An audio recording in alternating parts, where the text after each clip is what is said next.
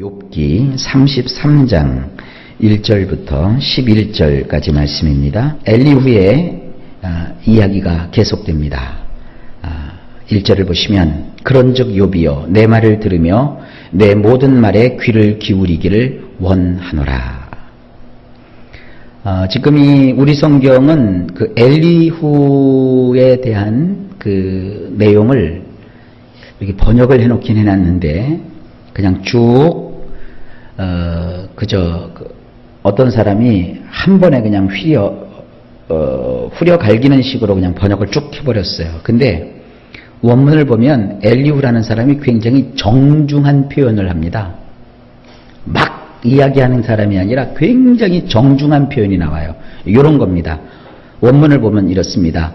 어떻든지 내가 청하노니 들어주시게나. 욥이여 나의 말들을, 나의 모든 말들에 귀를 기울이시오. 요거는 그냥 우리말로 표현하니까 그 정중함이 다 표현이 안 되지만, 욥을 향하여 내 말을 좀 들어봐! 잔소리하지 말고! 이런 투가 아니에요. 굉장히 정중한 표현입니다. 내가 당신에게 청합니다. 내가 당신에게 기도합니다. 내가 당신에게 부탁합니다. 좀 들어주십시오. 내가 지금 하는 말들을 좀 들어주십시오. 이런 표현이에요. 나의 모든 말들에 귀를 종긋 세우셔서 그냥 허투루 들지 마시고 경청해 주십시오 하고 정중하게 요청하고 있는 거예요. 2절 내가 입을 여니 내 혀가 입에서 말하는구나. 굉장히 문학적인 표현입니다. 원문을 보면 이렇습니다. 보시오 내가 청하나니. 자, 여기서도 굉장히 정중해요. 보시오 내가 청하나니 내가 내 입을 열게 해 주시오. 나의 혀가 나의 입천장에서 말하려 하니이다. 얼마나 정중해요. 그냥 우리 같으면 하고 싶은 말 막 하는데 상대방에게 의사를 묻는 거예요. 제가 정중하게 요청합니다. 이제부터 내가 입을 열어 말을 하려고 합니다. 나의 지금 혀가 입천장에서 달락달락 하면서 지금 말하려고 합니다. 3절 내 마음의 정직함이 곧 내 말이며 내 입술이 아는 바가 진실을 말하느니라. 원문이 이렇습니다. 내 올곧은 마음으로 내가 말들을 할 것이며 내 두 입술로 지식을 명료하게 이야기하리이다. 우리 성경은 굉장히 다르죠? 원문 그대로 제가 번역을 했어요. 엘리후는 자기 자신이 불의를 품지 않았다는 거예요. 아주 올곧은 마음, 바른 마음, 표준과 기준에 딱 서 있는 그런 마음으로 이제부터 내가 말을 할 겁니다. 편견을 갖지 않고 말할 겁니다. 내 두 입술로 가지고 있는 그 지식을 아주 또렷하게 분명하게 말씀을 드리려고 합니다. 이제 그런 뜻이에요. 3절 하나님의 영이 나를 지으셨고 전능자의 기운이 나를 살리시느니라. 원문 이렇습니다. 하나님의 성령께서 나를 만드셨고 전능자의 호흡이 나를 영원히 살게 하시나이다. 이게 굉장히 해석하자면 깊은 내용인데요. 그저 말 표현과 어법만 오늘 말씀을 드립니다. 여기 보면 하나님의 성령님께서 나를 만드셨다 그랬어요. 여러분 마리아를 기억하시죠? 마리아가 잉태되었을 때 무엇으로 잉태됐나요? 요셉과의 동침을 통해서 잉태된 것이 아니라 성령으로 잉태됐어요. 말이 그대로 나오죠? 성령으로 나를 만드셨고, 예수님이 이 땅에 육체를 입고 오셨을 때는 성육신이라고 표현하는데 성령께서 하신 거예요. 그리고 전능자의 호흡, 하나님의 그 숨, 이것이 나를 영원히 살게 하시나이다. 신약의 어느 부분에 보면 하나님의 성령께서 예수님을 죽은 자 가운데서 다시 살리셨고 라는 구절이 있어요. 바로 이와 같은 것들을 연상하게 하는 그런 표현입니다. 요 정도로만 하고 넘어갈게요. 5절 말씀 그대가 할 수 있거든 일어서서 내게 대답하고 내 앞에 진술하라. 원문이 이렇습니다. 만일 당신이 가능하다면 나에게 대답하기 바라니. 굉장히 정중하죠?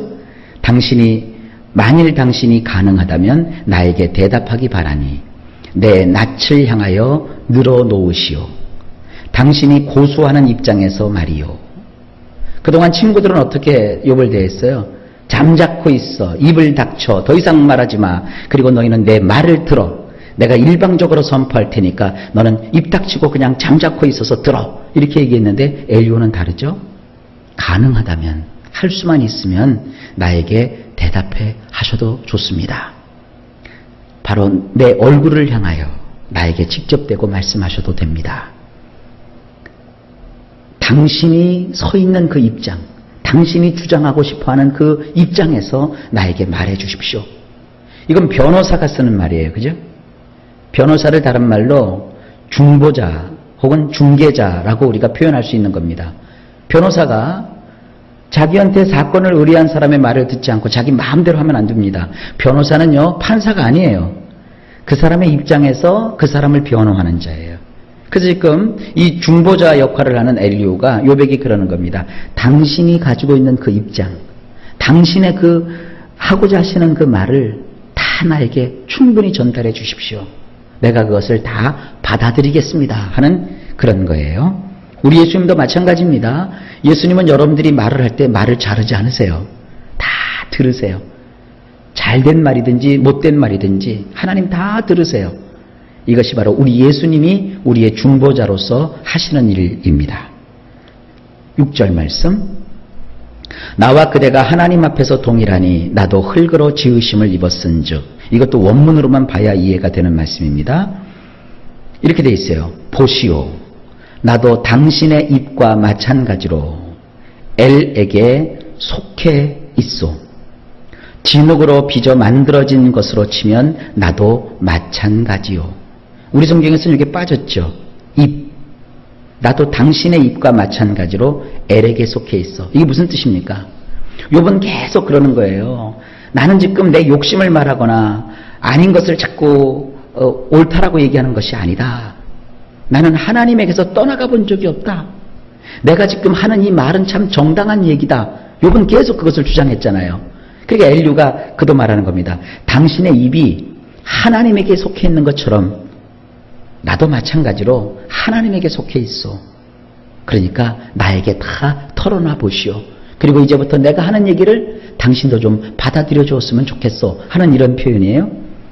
진흙으로 빚어 만들어진 것으로 치면 나도 마찬가지요. 예, 그렇죠. 뭐 인간은 다 흙에서 나왔으니까요. 이 중보자 엘리후를 만약에 우리 예수님이라고 생각을 한다면 예수님도 역시 육신을 입고 이 땅에 오셨잖아요. 그러니까 이런 표현에서 엘리후라는 사람이 범상치 않은 인물이라는 것을 미루어 짐작해 볼 수 있습니다. 7절. 내 위엄으로는 그대를 두렵게 하지 못하고 내 손으로는 그대를 누르지 못하느니라. 이것도 원문하고는 조금 분위기가 다릅니다. 원문을 좀 보세요. 보시오. 내게 있는 범접치 못할 위엄으로 당신을 협박하려는 것이 아니요. 내가 당신을 압박하는 것은 당신을 힘겹게 하려는 것이 아니요. 우리 성경으로는 제가 더 이상 드릴 말씀이 없고 원문의 뜻을 그대로 설명을 하자면 그겁니다.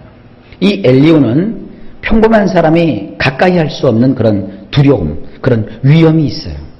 그런데 내가 이런 위험을 가지고 당신을 지금 협박하려 드는 것이 아닙니다. 당신의 말을 듣고자 하는 겁니다. 여러분, 위험으로 치면 우리 예수님의 위험과 무엇으로 비교할 수 있을까요?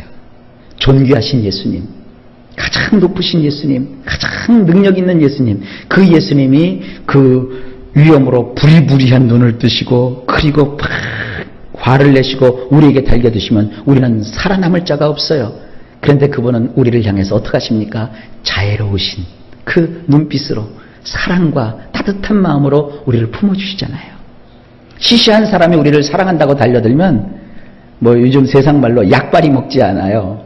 그러나 우리 예수님은요, 그 위험하시고 그 위험이 높으시고 존귀하신 분이 스스로를 낮추고 비우셔서 우리 입장에서 우리 편이 되어주셔서 우리 소리를 들어주시고 우리를 용납해 주신단 말이에요. 그것을 생각하게 하는 겁니다.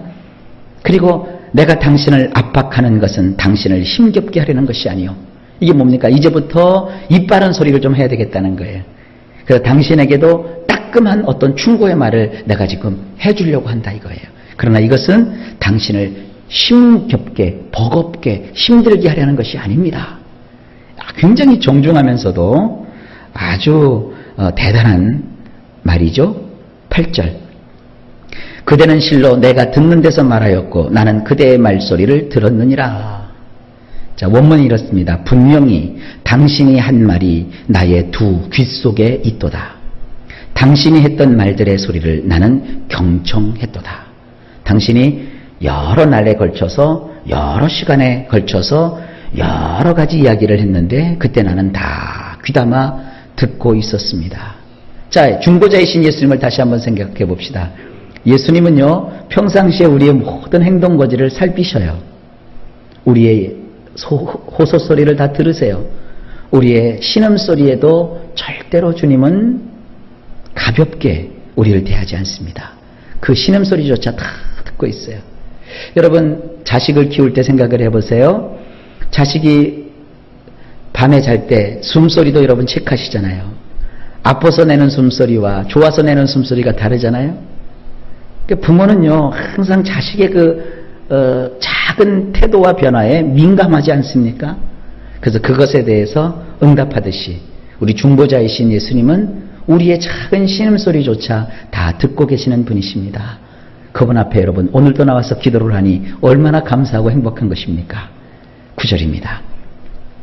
이르기를 나는 깨끗하여 악인이 아니며 순전하고 불의도 없거늘. 자, 이제부터는 욥이 어떤 얘기를 했는가, 욥에게 들었던 얘기를 이제 짤막하게 요약을 하면서 엘리후가 상기시켜주는 겁니다. 자, 이제부터 욥이 했던 말입니다. 9절 원문을 보면 이렇습니다. 나는 깨끗하다. 반역한 적이 아예 없다. 나는 결백하다. 나는 받을 벌이 없다. 그렇죠? 욥이 그동안 쭉 했던 얘기들의 요지가 바로 이것이죠. 그 다음에 10절 참으로 하나님이 나에게 잘못을 찾으시며 나를 자기의 원수로 여기사. 역시 욥의 이야기죠. 이걸 원문으로 보면 이렇습니다. 보라, 나를 대적할 빌미들을 그분이 찾으신 것이라. 그분이 나를 그분의 원수로 여긴 것이다. 예, 그렇죠. 욥은 이해할 수 없었죠. 내가 왜 이런 일을 겪어야 되는지. 결국 욥은 뭐라고 스스로 결론 맺으려고 해요. 하나님이 나를 싫어하신 거다. 여러분, 왜 미운 사람은 뭘 해도 밉죠? 그런 거 경험 안 해보셨어요? 마음이 이렇게 빙퉁그러져 가지고 상대방이 미울 때는요, 상대방이 이쁜 짓을 해도 그게 가증스러워 보이고요, 상대방이 밥을 사준다고 해도 그게 싫고요, 상대방이 화해를 요청하면서 선물을 갖다 줘도 그것이 여러분 영 탐탁지 않잖아요. 그와 마찬가지로 욥이 하나님이 나를 싫어버리신 거다. 내가 의롭게 살고 바르게 살고 결백하게 살고 정직하게 살아봤자 하나님이 나를 싫어서 버리셨는데 내가 이렇게 하는 것이 무슨 소용이 있느냐. 거 봐라, 나는 범죄자들이 당하는 이 엄청난 형벌을 당하고 있지 않은가 하면서 욥이 그렇게 맨 마지막에 막 탄식하잖아요. 지금 그것을 엘리후가 정리해서 한마디로 표현하고 있는 겁니다. 자, 오늘의 마지막 구절 11절. 내 발을 착고에 채우시고 나의 모든 길을 감시하신다 하였느니라. 역시 욥의 말입니다. 그분이 착고 속에 내 두 발을 두신 것이고 그분이 나의 모든 길들을 감시한 것이다. 이게 누구 얘기입니까? 욥의 이야기입니다. 그러니까 엘리후가 욥의 얘기를 잘 듣고서 그의 마음을 이렇게 헤아려 주고 있는 겁니다. 우리가 말은 장황하게 하지만 우리가 말하려고 하는 의도는 딱 한 줄이에요. 한마디로 딱 떨어지는데 이렇게 엘리후가 욥에 대해서 확실한 이해를 하고 있었던 겁니다. 그러니까 엘리후는 중보자가 맞습니다. 그래서 제가 자꾸 이 엘리후를 그냥 예수님이다 딱 이렇게 얘기를 안 하고 자꾸 중보자일 것이다, 예수님을 볼 수 있다 자꾸 얘기하는 것은 학자들이 엘리후는 바로 예수님이다 이렇게 말하고 있지 않기 때문에 제가 아주 조심스럽게 얘기하는 겁니다. 이런 점을 좀 유의하면서, 그리고 욥이라고 하는 이 욥기는 문학적인 기법이 동원된 것이기 때문에 우리가 여기서 이렇게 하나님에 대한 것, 예수님에 대한 것을 보면서 은혜를 받을 뿐이지 무슨 교리 마냥 이것이 딱 부러져서 이것은 이것이다 이렇게 하는 것은 좋지 않습니다.